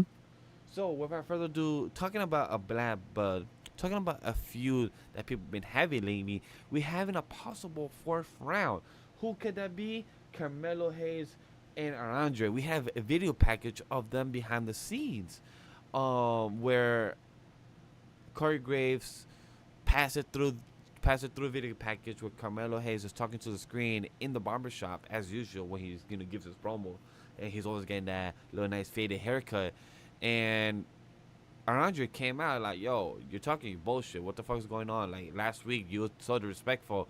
I'll see you next week. We're gonna have a 1-on-1 match again, 4th round." What do you think about this drop? Are you excited for a 4th round happening between Carmelo Hayes and Andrade? Are you excited for this? Oh yeah, 100%. I mean, I enjoyed the first 3 matches, so them having another match, definitely excited to get into that 100%. I would love to see this in Germany. That would be a great match. Hopefully, if they have like a Germany style fight, or if they have some type of what's the word I'm looking for? A stakes street fight. Street fight, yeah, like some type of stakes with it. Would be a nice addition for the 4th I mean, at one. this point, they need to add a stipulation. That's the word I'm looking for. Thank you. A stipulation. That's the word I'm looking for. A stipulation would be perfect for it. So I would love to see that included into the match itself. Mm-hmm. So without further ado, for our next conversation of the video package is Nia Jax meeting up with Pretty Deadly and Tiffany Stratton. What did you think about the segment also involving Chelsea Green and Piper Niven at the end, and telling us, the audience, that Nia Jax will be having a street fight next week versus Mitchin next week at Germany, Berlin. What did you think about this? I mean, we'll see how the match goes. I mean, it is a street fight, so they're able to move all around the place, and usually street fights are very entertaining, so we'll see how it goes. But mainly what I took into this, like I was talking about a little bit when we were talking about the Jade and Bianca part of the show, is I'm very interested to see what sort of direction this is going to go down when it comes to Nia and Tiffany, because when we saw Chelsea Green and Piper Niven talking about what happened last week and just talking about Tiffany and Nia's relationship as a whole, it really makes me think in the back of my head, like, okay, they have a plan for this. I'm happy for it, because Tiffany is going to be a big star in the women's division, especially when it comes to those new players being added to the women's division that came out from NXT. So I'm definitely interested to see like what other layers are going to be added onto this, because I'm pretty sure a lot of us knew ever since the very beginning that Tiffany Stratton, as soon as she won that Money in the Bank briefcase, she was eventually going to cash on Nia down the line. But the big question is, okay, how does Tiffany get there? Why does Tiffany make the decision to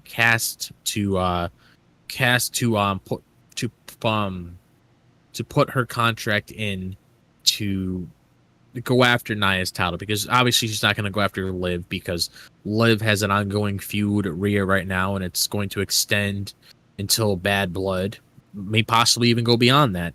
But Tiffany doesn't really make sense to involve herself in that story. Same thing with NXT. That just, you don't really need to do that. Doesn't make any sense. She just came up there. She doesn't really need to do anything with that. But it's like, when it comes to the whole story with Tiffany Stratton and Nia Jax, you could look at it as a situation where it's like, okay, you know, these two girls are best friends and they support one another, like we've seen in the early stages of their relationship. But you can see with Nia, within this segment of the show, she's starting to get all these different kinds of thoughts in her head where they're like, okay, what if they're right? What if Tiffany is actually using me to a certain point where eventually, once my back is turned, she'll hit me in the back of my head, or she'll hit me on my back, or whatever the case may be. You know, she'll hit me with a Money in the Bank briefcase, and she'll eventually cash in her contract so she can get the title. Because what Chelsea and Piper Niven were talking about when it comes to the street fight next week, I mean, that's probably the perfect opportunity to cash in that Money in the Bank briefcase when it comes to a street fight, because you could look at it even as like one of those matches where you just beat yourself to a pulp, and let's say hypothetically, you know, Nia wins, but she's just struggling to get up. That could be the perfect opportunity for Tiffany to come out there. She can hit the prettiest moonsault ever on Nia Jax, and then she can get the title like that in the snap of a finger, because Nia already put all of her energy into that match to win the title. Is it happening next week? Probably not, because they want to tell a bigger story when it comes to Nia and Tiffany, which is something that I can really appreciate. So I'm happy that there's an actual storyline for me to sink my teeth into, because it gets me really interested to see, okay, like I mentioned, what sort of actions is Tiffany going to make? Because it's going to come to a point where you see like both sides of it, where you see all these thoughts are getting into Nia's head about Tiffany. But what is going to push Tiffany to do that? And it's obviously going to be the way that Nia treats Tiffany. It's almost like one of those, it's almost like a, I can't really say it's like an exact similar situation with the whole Austin Theory and Grayson Waller thing. But it's like it's pretty much like, in a way, kind of like getting into the mindset of Austin Theory, where it's like you're fed up with the way somebody is treating you. Like let's say, for example, you know, Nia just says all this shit that really starts to get under Tiffany's skin after a while, even though Tiffany's trying to be a friend and she's trying to do all these good things for her. And then Tiffany's going to start coming to terms where it's like, okay, Nia's not really appreciating everything I did for her. I threw a party for her. She didn't appreciate that. She keeps making all these different kinds of comments. And then it's going to come to a point where she keeps pushing Tiffany more and more and more, that Tiffany is eventually going to snap.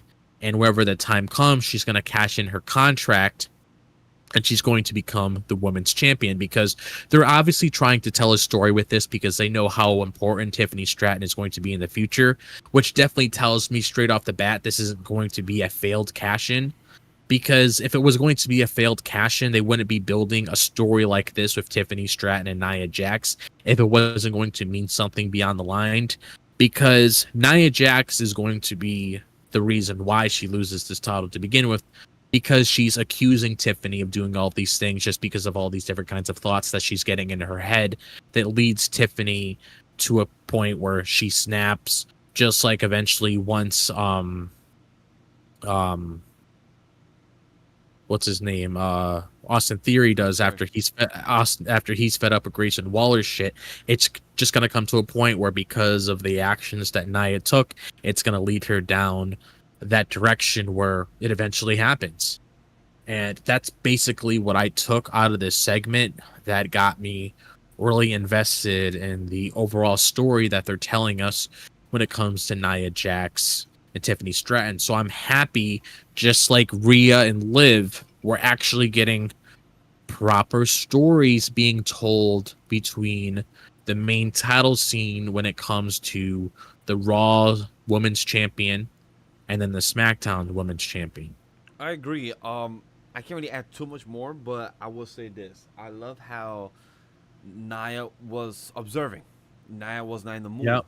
Nia was Yep. expressing how she felt, and Tiffany felt like a goody two shoes. She felt like she's kissing her hands, like, "Hey, girl, what can I do for you? What do you need? I got you.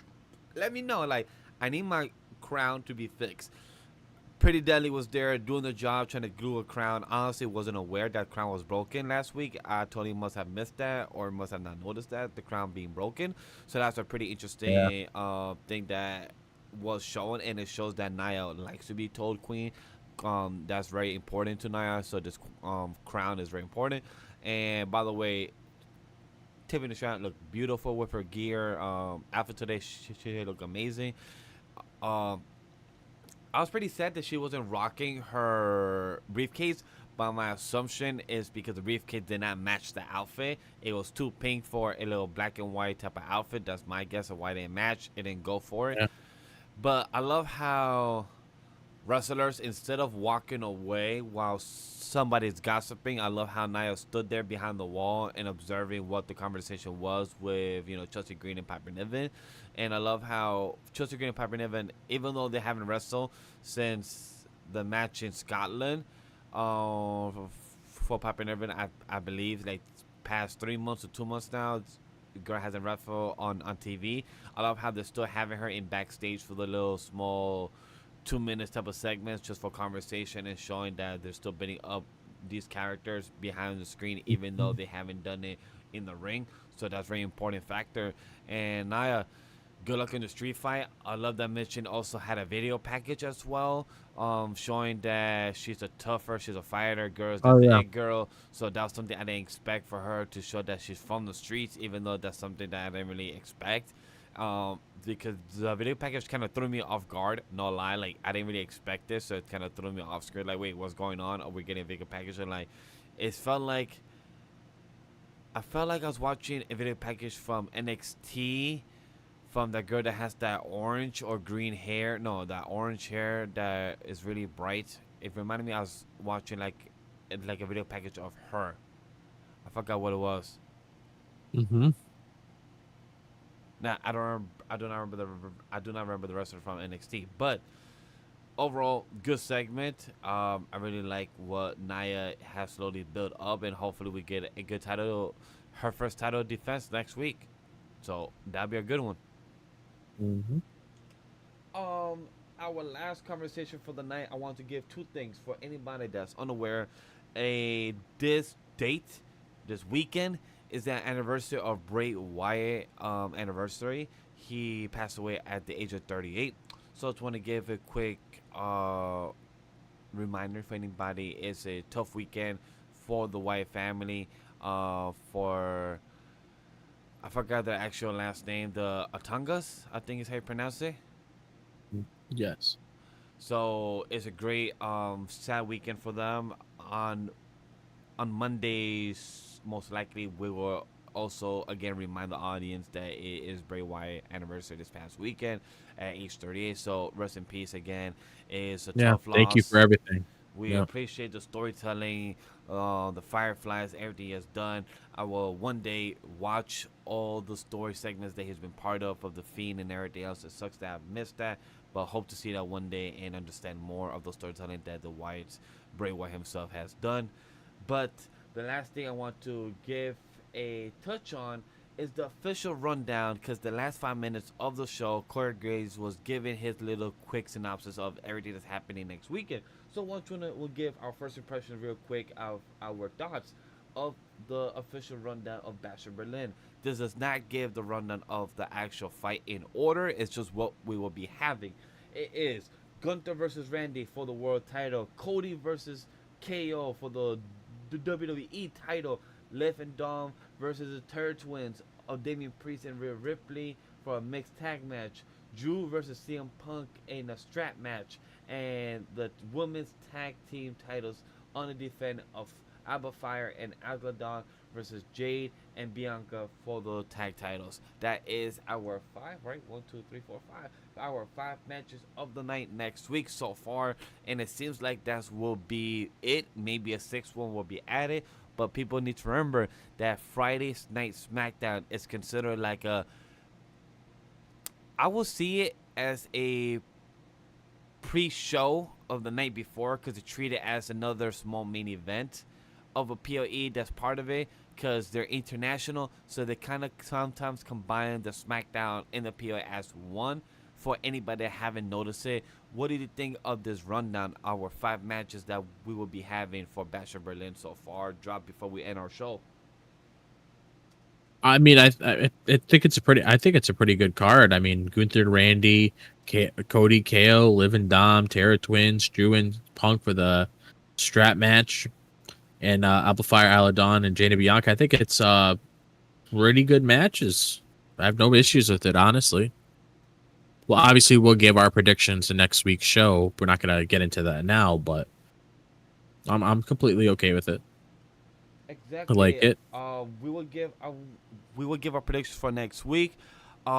It's pretty exciting. I'm really excited for Gunther versus Randy Part 2, Cody versus KO. I'm really curious to see how that ends up.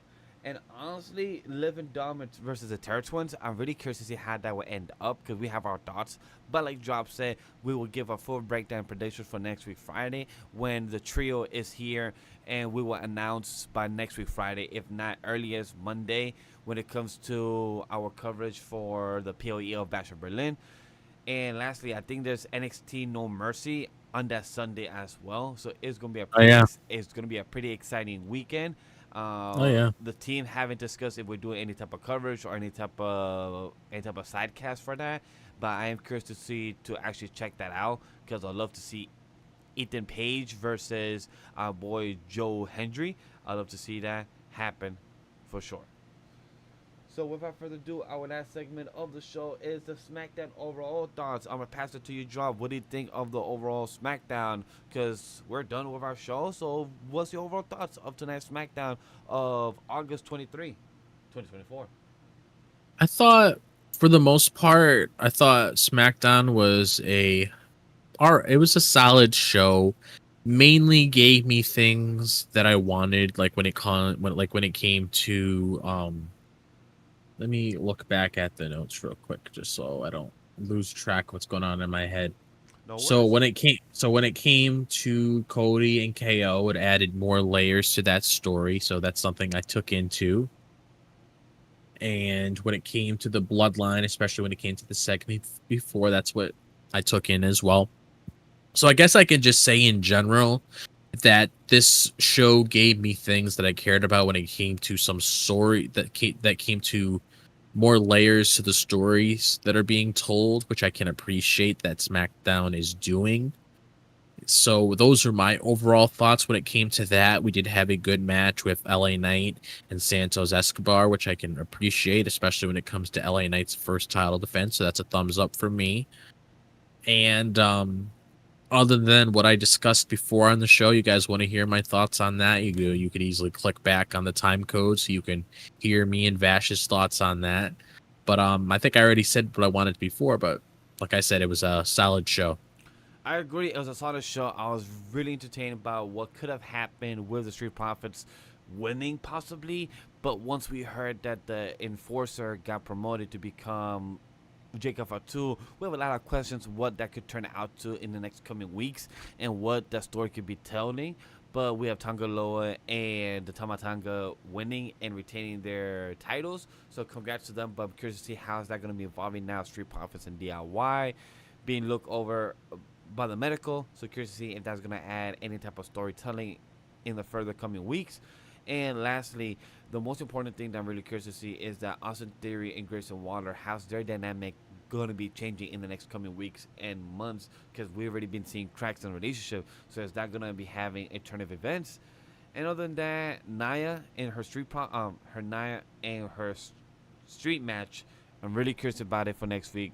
For Mitch and Ray, congrats to her. This will be her second chance for a title match in this year alone. So congrats for Mitch, and I'm truly happy for her for this opportunity. And other than that, I think that's about it. Oh, LA Knight Open Challenge. Great opportunity for him next week. And Santos, hey, I'm glad that you got a good match. Hopefully you continue to work on your character and to continue being a good or bad leader from the perspective of many people. And other than that, Cody for the champion next week. Can't wait to see what happens next week. And his next opponent, because after KO, you gotta build up for your next opponent for the next PLE. So I'm curious to see what will be tuning in for Bad Blood. Who would be his opponent? Who would be his rival? Because Bad Blood would be somebody that you need to continue on, or somebody that you've been having salty with. So hopefully it's not Solo. Because if we get back to Solo again, it's like, I don't want that shit. Yeah, I don't really think he's gonna get any chance to even begin that whole path of Cody again once Roman comes back. Yeah, I hope not, because we do get Roman again in September, so that's going to be a big opportunity. But if we have no more thoughts drop, let's get on with our show and end it. We appreciate for everyone tuning in. As we said, Monday show coverage. Next week we have Thursday show coverage of the Anime League podcast. There was no show yesterday. It was many things happening behind the scenes that we couldn't make the show happen, but we appreciate you guys for tuning in on our Friday and Monday show for this week. So definitely stay tuned for Monday and Friday for next week, and Thursday Anime podcast, and for Saturday coverage for Bash of Berlin. No time yet for what time will be right after, or would it be our usual late time. It could be 7 p.m. or could be 5 p.m. or could be at 10 p.m. So stay tuned for what time it will be. But 1 p.m. EST is when the actual show itself of Bash of Berlin is happening. So without further ado, guys, as you see down below at Animal Studio, at Legendary Vash, at DropThisBox, at Whawkins, and MW, and hashtag Weebs of the Ring is where all to find us on all social media outlets. And don't forget, all down below is our links for DropThisBox, his personal YouTube channel where he posts every Monday through Friday shows and video coverage of things he loves to talk about. As well for Whawkins, go check out their personal YouTube channel and the personal Twitch of the team of Rome and everyone else. So we appreciate. Now time for the outro.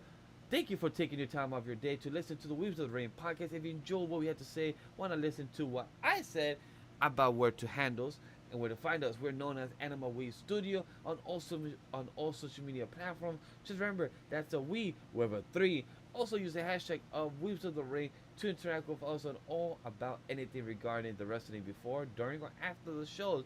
Join our Discord. The link is down below in the description as well. Feedback is always appreciated, as we're nothing without you tuning in. Weebs of the Ring is presented by Anima We Studio.